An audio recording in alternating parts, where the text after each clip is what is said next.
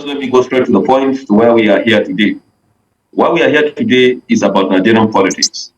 And one thing we believe is that we don't believe that leadership or power belongs to the one, but we believe that power belongs to the majority. Wherever the majority is, that's where the political power is. And the election is always by numbers. And wherever the numbers supersede the other numbers, then definitely power will go there. I'm sorry to interrupt you. I might just need to come in here because you said something. You said that you believe that power belongs to the majority, right? But in the case of Nigeria, the majority oftentimes is in the direction of the North. And many have questioned if this arrangement is fair. What's your reaction to that? Is this arrangement fair? Well, actually, what I'm saying is power belongs to the majority. And I believe that that's what democracy is all about. If the North has the majority, then the power belongs to the North. Hello and what's up, guys? In this video we are diving straight into the big political storm shaking up Nigeria ahead of 2027. Key northern leaders have spoken and they are making one thing clear: they will not support President Bola Tinubu for a second term. Instead, they insist that power belongs to the majority, and in their view that means the presidency should return to the north. Apwal Abdullahi Aliyu, leader of the Northern Consensus Movement, and Jamilu Aliyu Karanchi from the coalition of northern groups are leading this charge. From Kaduna to Zaria, their message is loud and clear: 2027 is the North's turn. And it is not just them. The Arewa Consultative Forum and other top figures in the region are rejecting the idea of waiting until 2031 as suggested by APC chairman Abdullahi Ganduje. Their argument: politics is a game of numbers, and where the majority is, power follows. But here is the big question: does this mean the North is entitled to power, or is it simply playing by the rules of democracy? These leaders say it is not about entitlement, but about fairness and unity. However, many Nigerians see this as a power grab that could further divide the country. Guys, I will let you watch this video for yourself so you can see exactly what I am talking about. Also, don't forget to like, share and subscribe to this channel if you haven't already done so. Take a look, guys, and remember to share your thoughts after watching. Northern leaders have made their stance clear on the 2027 presidency, rejecting calls for President Bola Ahmed Tinubu's re-election. The Arewa Consultative Forum and other prominent northern figures have asserted that the region cannot be coerced into supporting Tinubu's re-election bid. In fact, there's a growing sentiment among northern leaders about that the region should produce the next president rather than wait until 2031, as suggested by Abdullahi Ganduje, the national chairman of the All Progressives Congress. This development has significant implications for the 2027 presidential election, as it suggests that northern leaders may not automatically support Tinubu's re-election bid. Instead, they may throw their weight behind a candidate from that region. Joining me, as I mentioned earlier, is Awal Abdullahi Aliyu. He's the president of the NSNCM. He, of course, joins virtually. Now, NSNCM means the Northern Seven Consensus Movement. I also have Jamilu Aliyu. He is the national coordinator for the coalition of northern groups. He joins virtually also from Kaduna State. Gentlemen, thank you for your time. Thank you for having us. All right. I mean, coincidentally, great. Coincidentally, both of you are from the north. So let me start with you, Mr. Abdullahi Aliyu. I mean, this talks about the second term for Mr. President. I mean, the permutation and all of that, both from rights groups, even political parties, some taking it way back even to the zoning formula and all of that. What do you make of the idea of the presidency maybe going back to the north? Well, thank you very much. First, I am a northerner. I advocate for North and northerners, and I believe in the North and development of North in the context of Nigeria. But notwithstanding, leadership is leadership. We have had right from the time of Goodluck Ebele Jonathan, worked so hard assiduously to ensure that power return to North and even remain in northern Nigeria. I staged the Occupy Buhari Babangida and all northern leaders for one voice, Arewa. Why I led that group that time was to ensure that North come together in block and speak with one voice.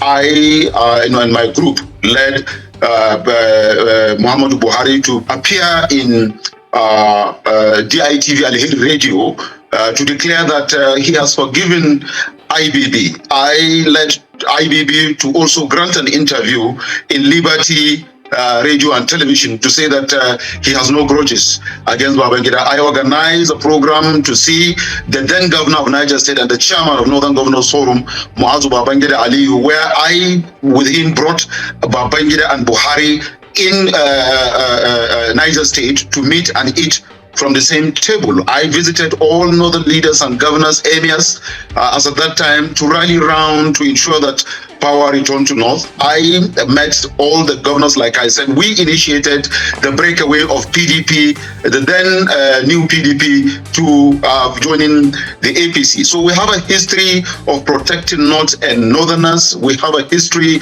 of ensuring that whatever happens to Northerners, we are concerned and we get to intervene immediately. I led the no food protests that took place 3 years ago, where Northerners were killed in the eastern and the southern part of the country, where I blocked the road.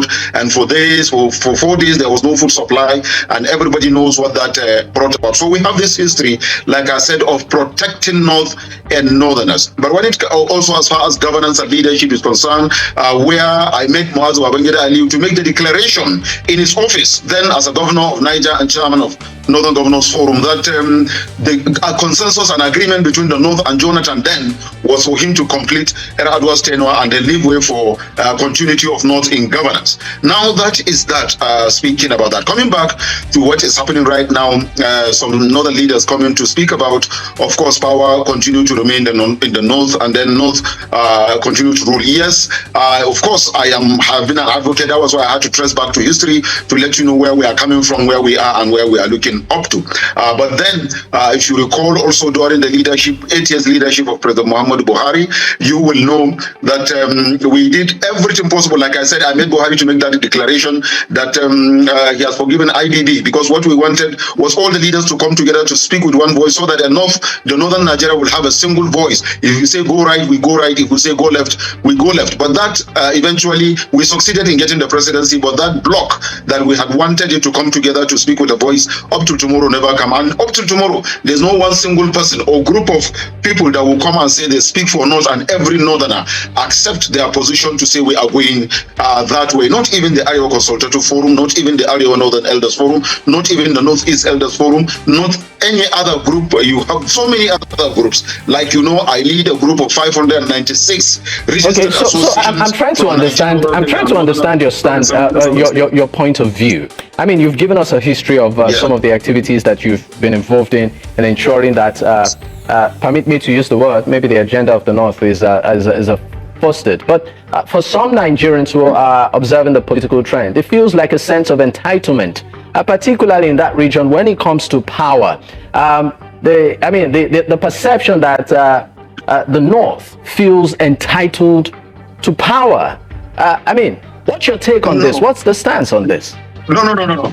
It is not. That is not correct. North does not feel power belongs to North or power belongs to Northerners alone. No, Northerners are fair human beings. We are fair. We are just. We believe in togetherness. We believe in collectivity. We believe in unity of the country. In fact, Northern Nigeria is what is keeping Nigeria united up to tomorrow. So we don't believe that power belongs to us or we must have power at all costs. We only believe in fair leadership, inclusive leadership that also carry every sector of the country along, leadership that provide development for every structure of the Nigerian society. So for anybody to think that or assume that Northerners are claiming power, that power belongs to Northerners and Northerners alone will lead this country, that is a very wrong notion. I don't belong to that school of thought. I believe and belong to the school of thought that leadership is about delivery. Leadership is about patriotism. Leadership is about nationalism. Leadership is about inclusiveness. Leadership is about providing development to everybody and every sector of the Nigerian economy. If my brother or my own father as a northerner, cannot provide that leadership that will bring Nigeria together, that will unite the country, that will provide leadership, that will bring development to both the north and the other part of the country, then I will say even my dad is not entitled to lead, even as I speak here as a northerner. That's why we don't know northerners. If any northerner speak that he believes that power belongs to north, he is making a mistake. I might just need to come in here so that I can allow Jamilu to, of course, talk. Jamilu, you've had some of the things Awal has said. I'd like your take on this issue, particularly that sense of, that perception of a sense of entitlement when it comes to power as regards the North. Well, actually, good evening, Nigerians. Well, actually, I don't need to say much about CNG because we all believe that CNG is a household name. It's a household name. However, whenever the name is called, it rings a bell, not only in the minds of Northerners, but in the minds of Nigerians. Just let me go straight to the point to where we are here today. Why we are here today is about Nigerian politics. And one thing we believe is that we don't believe that leadership or power belongs to the other, but we believe that power belongs to the majority. Wherever the majority is, that's where the political power is. And election is always by numbers. And wherever the numbers supersede the other numbers, then definitely power will go there. I'm sorry to interrupt you. I might just need to come in here because you said something. You said that you believe that power belongs to the majority, right? But in the case of Nigeria, the majority oftentimes is in the direction of the North. And many have questioned if this arrangement is fair. What's your reaction to that? Is this arrangement fair? Well, actually, what I'm saying is power belongs to the majority. And I believe that that's what democracy is all about. If the North has the majority, then the power belongs to the North. I'm not worried about it. But what we are saying is that times for us to think to be the leader of Nigeria, where he comes from, that one is, I believe that is a barbaric thinking. We're supposed to be thinking about who is going to provide a desired leadership that Nigerians require. Who has the capacity, who has the integrity, and who has the competency, who is capable even of doing the job, despite the fact that wherever he is coming from. If he's coming from the southern part of the country, if he's coming from the eastern part of the country, from the northern part of the country, in as much as he can bring the desired leadership Nigerians bring, I believe that North is supporting 101%. Okay, we'll definitely pick up from there. We'll pick up from there, sir. We'll pick up from there, but we need to go on a quick break. When we return, we'll definitely catch up. Stay with us. Many thanks for staying with us. Of course, it's still Politics HQ on New Central Television, and we are discussing political landscape in Nigeria, particularly as it affects 2027 elections and the northern region. I still have my guest with me. Gentlemen, thank you for staying with me. Let me still stay with you, Jamilu. We had to go on the break when you were trying to actually establish a point. I'd appreciate it if you can pick up from there. But in addition to my question, I'd also like to ask, do you think that the current administration has been favorable to the North? As I was saying earlier, that power belongs to the majority. And if the North has the majority, then we have no problem with that. But we are very much comfortable to have a leader that has the country at his heart. A leader that is competent enough, that has the integrity, that has the capacity, and that is willing even to promote the country forward. A leader that will lead with the philosophy of the messengers of God. These are the leaders we desire in this country, irrespective of their region, irrespective of their tribe, and irrespective of their religion. All we need today is a leader that can move this country forward. So I think the issue doesn't even arise that where this leader comes from. I think this is we're supposed to live this in a barbaric age, thinking of where the leader comes from. We're supposed to be seeing the qualities of the leader that is coming to the country, and this is what the country exactly is looking for today. But for somebody just to wake up and say that whether somebody will continue or somebody cannot continue on behalf of the entire Northern Nigeria, that's when he's just saying his opinion, his personal opinion, not the opinion of Northern Nigerian people. The votes will determine who is going to be the leader, and those votes will only be determined at the end of the tenure of each administration. By the end of this administration, if the Northerners or Nigerians in particular are satisfied with the service provided, with the quality of leadership that Tinubu's administration provides, I believe that they can vote for him. But if they are not satisfied with the quality of leadership he brings, I believe that not only Northerners, but the entire Nigerians will reject him. And that is the trend, and that is the norms. So in as much as we are going to continue on this trend that we are, you see, in this trend that we are, I believe that I'm not exaggerating, neither am I saying something wrong, by saying that things are not going well the way Nigerians desire, or the way Nigerians expected things to be moving in this administration. Still in this administration, Nigerians are short of electricity. Still in this administration, we have bad healthcare system. Still in this administration, we have bad education system. Hike in everywhere is going in this administration. Recently, a few hours ago, I have just read online how they are talking about charges in POS and banking system and other things. So all these things are coming back to Nigerians, not to Northerners. And all these things are determining factor who is going to lead this country by the end of this administration. So in as much as Don Duje is advocating for Tinubu to continue, I think for him to come out and say that Tinubu must continue is not even the solution to the problem.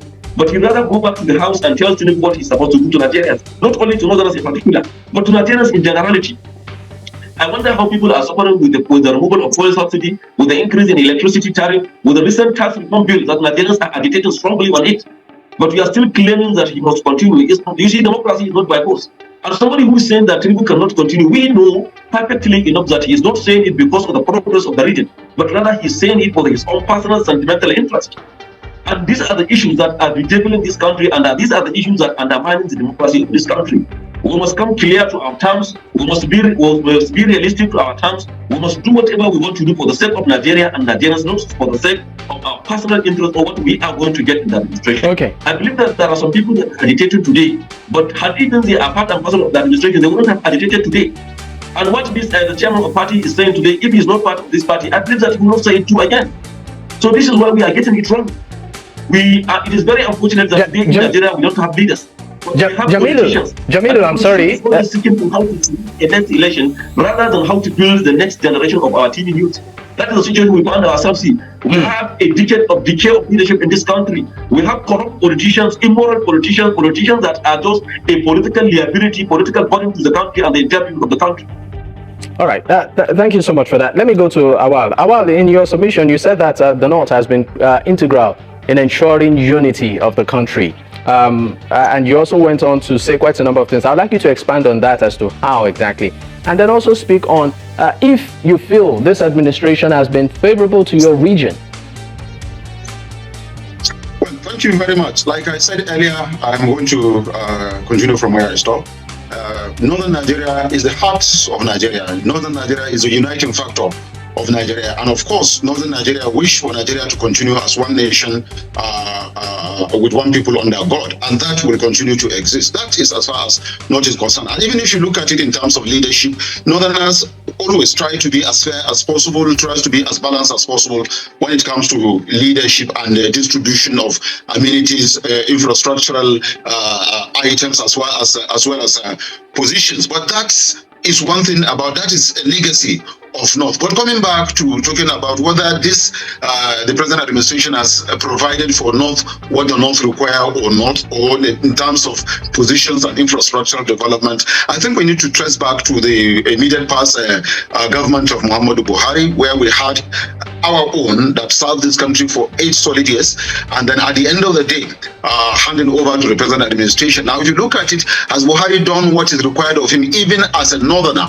for the northerners, for North to develop as far as North is concerned? If you ask me, I will tell you no. Every northerner today, a reasonable northerner, that will be a critical thinker, an objective person that is an unbiased person that will speak to you from the angle of reality, not just from angle of selfish interest, or because I'm a northerner, I want to protect North and northerners, so I will say what is not true, or because a southerner is in power and I feel is not doing what the North require, therefore I'm going to castigate him. If you look at that critically, let us look at the Buhari's administration in 8 years. Have we had what we require or what we need or what the North envisaged? No, we didn't have that.